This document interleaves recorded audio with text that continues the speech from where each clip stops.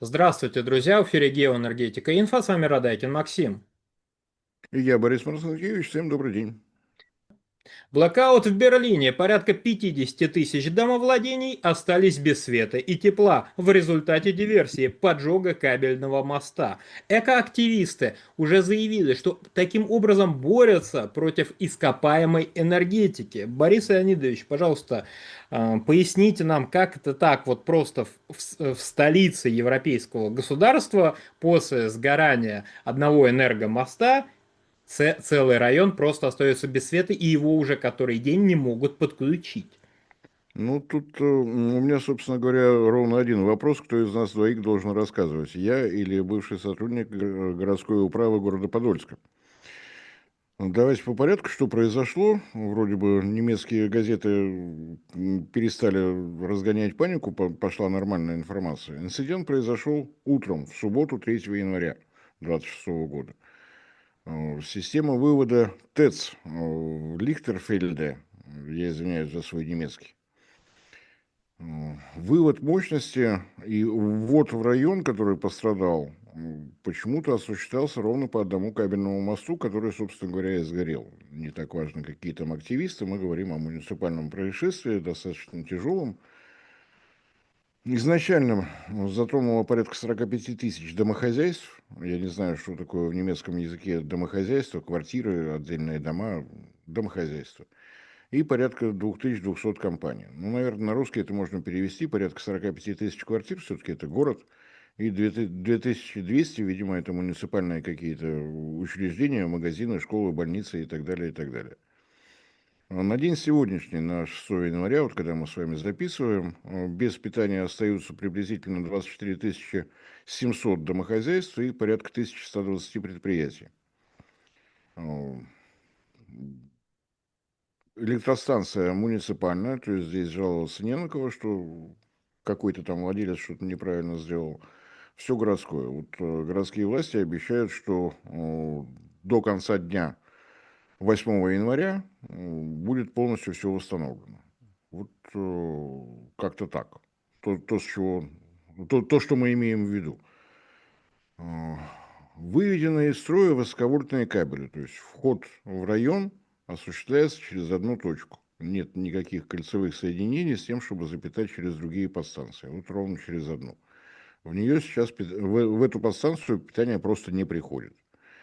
Заместить за счет дизельных генераторов то, что обеспечивает питанием район крупного города, ну, понятно, что невозможно. Нет таких у нас дизельных электростанций, которые там пару-другую десятков мегаватт обеспечивают. Чтобы понятно, о чем идет речь, электростанция Лихтерфельде, Берлин, мощность электрическая 300 мегаватт, мощность самой парогазовой ТЭЦ 230 мегаватт. То есть в комбинированном режиме она дает и теплую воду, и, соответственно, электропитание. Заместить какими бы то ни было генераторами вот такой вход невозможно. Почему нет схемы, которая позволяет разделить микрорайон на отдельные улицы, кварталы и запитывать там? У меня информации нет. Ну, сама электростанция в полном порядке, она достаточно свежая, год ввода 2019, то есть ну, достаточно свежая. Сказать, что там какие-то приключения. Но почему вот такая система вывода? Среди прочего, почему там идут жалобы от жителей, почему задействованы эвакопункты. Выясняется, что централизованная подача воды осуществляется до 5 этажа. Дальше должны включаться так называемые дожимные насосы внутри домов. То есть на сегодняшний момент вода поступает до 5 этажа, на шестой она поступает хуже, на седьмой там что-то где-то капает. Ни холодной воды, ни горячей воды. Соответственно, приходится жителей в эвакопункты каким-то образом отправлять. Готовы к такой нагрузке эвакопункта или нет, как выясняется, сказать сложно. Среди прочих событий, которые отмечены, это запрос муниципальных властей в адрес Бундесвера на поставку дополнительных 18 тысяч литров дизельного топлива. То есть, как выясняется, еще и с резервами дизельного топлива там тоже как-то не очень хорошо.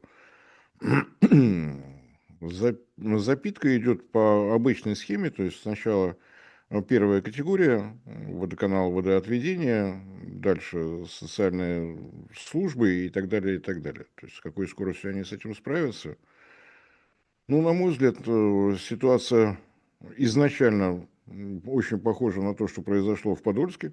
Одна из подстанций вылетает, и выясняется, что службы не готовы к тому, чтобы решить проблему в течение суток. Ну, как бы это решалось в Подольске, я думаю, вам объяснять не надо. Поделили бы на кварталы, в этих кварталах появились бы дизельные электростанции, так или иначе ситуацию спасали бы.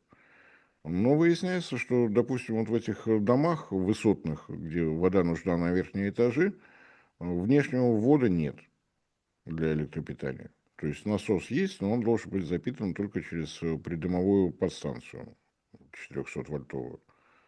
Значит, надо на ходу было каким-то образом придумывать, как подать питание для того, чтобы у людей появилась вода, чтобы стала штатно работать канализация. Значит, на мой взгляд, показывает полную развинченность, расслабленность городских служб. Повторяю, жаловаться здесь, в отличие от Подольска, что был частный владелец у котельной, здесь не на кого. Все свое, все городское. И электростанция городская, и все системы водоподачи, водоотведения, все свое. Тем не менее, как выяснилось, совершенно не готово. Э, Если бы это было севернее где-то, Берлин все-таки в центре Германии, погодные условия там, ну, прямо скажем, не норильские. Сегодня ночью до -10, днем -3. Если бы это было в Гамбурге, где сегодня ожидают ночью -15, было бы сложнее. Ну, какие выводы отсюда будут делать? Выводы делать прежде всего городским властям. Как должна выглядеть система электропитания, почему не закольцована подача, почему только с одной точки идет. Понятно, что электрики за сутки восстановить высоковольтные кабели, ну, невозможно. Ну, значит, на то время, пока идет восстановление, должно было быть разбита поквартально вся энергосистема и спокойно подавать. Но этого не происходит. То есть выясняется, что и штатные дизель-генераторы, судя по всем сообщениям в газетах, не все сразу включились в работу. Выяснилось, что маршруты доставки дизельного топлива не везде готовы. Оказывается, гололед бывает и в Берлине.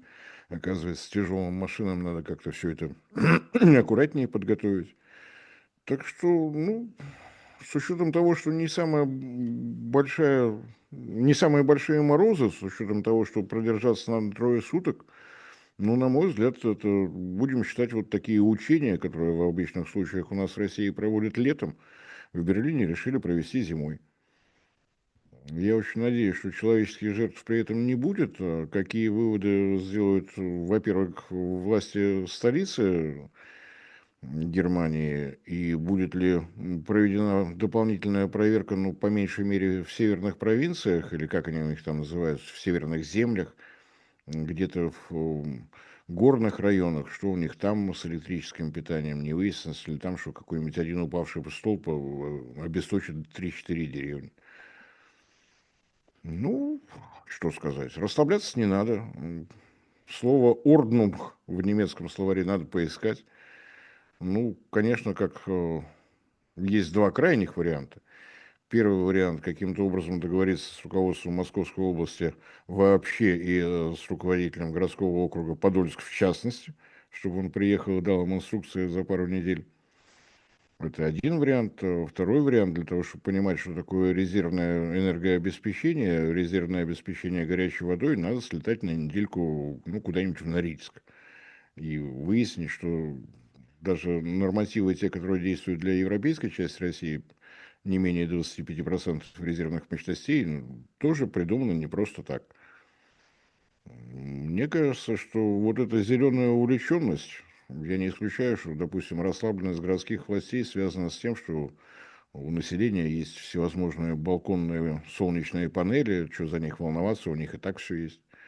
Выясняется, что все эти солнечные панели и прочее — это способ экономить, но не способ подать электроэнергию тогда, когда возникает огромный дефицит. Будем смотреть, какие действия предпримут муниципальные власти города-героя Берлина.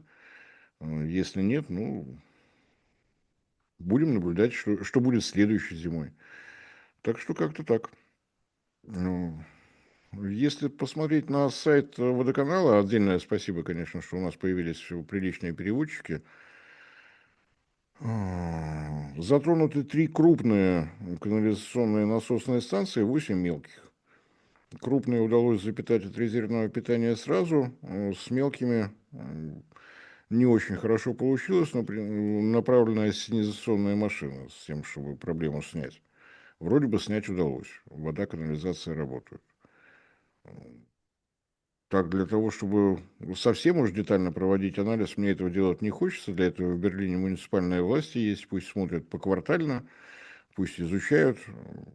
Но мне кажется, что если нам какие-то выводы и делать, то это наглядный урок того, как быть не должно. Борис Леонидович, не кажется вам, что данная ситуация достаточно элегантно смотрится на фоне новостей о том, что в Германии не так давно было ликвидирована достаточно современная АЭС и вполне себе современная угольная ТЭЦ? Это как-то вот в едином духе борьбы за экологию или нет? Ну, если мы говорим о ситуации в Берлине, а мы вроде бы о ней говорим, а не обо всей Германии со всеми ее промышленными объектами, то здесь, на мой взгляд, ситуация не с нехваткой генерации, мощностей-то вроде как хватает, а нехватка резервирования сетей. Нет дополнительных линий электропередач. Не исключено, что для того, чтобы зарезервировать вот все возможности ВИА, так скажем, сети просто перегружены, и возможности, которые были, может быть, и был запас, их не оценивали. То есть стремление вводить новые и новые солнечные панели, новые и новые ветроэлектростанции не сопровождались осмыслением того, что происходит в сетевом хозяйстве. Ну, хватает резервирования, не хватает. Может быть, вот это, я напомню, что в прошлом году, в 25-м, в самом начале года, то есть около года назад, единственный раз в европейских СМИ дали голос ассоциации НСОЭ, это компания операторов объединенных энергосистем. Вот они свой анализ достаточно кратко в одной статье сумели все-таки втиснуть, что если действительно добиться полного резервирования того, что уже есть, по зеленой генерации. Вот та самая история, когда над всей Испанией безоблачное небо, в Финляндии штиль, надо уметь передать электроэнергию с юга на север, с севера на юг и так далее. Для того, чтобы полностью обеспечить все генерирующие мощности зеленой генерации, солнечные ветряные электростанции, вложение в электросети ЕС, Европейского экономического союза, должны составить около триллиона евро. Больше представители профессиональных энергетиков в СМИ выхода не получали. При этом энергетики писали о том, что это при условии, что не будет строиться новых солнечных ветряных электростанций. Если их будет еще больше, значит сумма требуется еще больше. Нужен какой-то анализ, что получилось в результате массового внедрения вот этой альтернативной генерации. Может быть, дело не только в сетях, а в том, что необходимо какое-то масштабное количество систем накопления энергии. Может быть, еще как-то. Но мне кажется, что это такой наглядный урок, что пора переходить от восторгов перед зеленой генерацией к тщательному анализу того, что происходит с сетевым хозяйством. Для нас, для России, это урок о том, во что превращается увлеченность зеленой генерации для сетей. Может быть, некоторых энтузиастов того, что нам надо поставить везде по панели, причем прикрутить прямо на лопасть ветряка, немножко задумаются. Ну, посмотрим, будут ли сделаны выводы, будут ли выводы сделаны вслух. Все-таки захотят ли городские власти Берлина признавать свои ошибки. Не исключено, что будут сделаны и орг-выводы, но это уже не к нам, это уже к господам политикам. Пусть они разбираются, что там и как будет происходить дальше в этой солнечной Германии. Камера сюда. Борис Леонидович, большое спасибо за комментарий, друзья. Подписывайтесь на телеграм-канал Геоэнергетика Инфо, ссылка в описании и закрепленном комментарии. Там же будут реквизиты для желающих финансово поддержать наш проект, чтобы мы и дальше также бодро вещали на всех площадках без монетизации, исключительно благодаря вашей подписке на спонсор.ру. Спасибо, до новых встреч. Не забывайте распространять наши ролики в ваших социальных сетях, это тоже поддерживает наш проект. Всем всего доброго.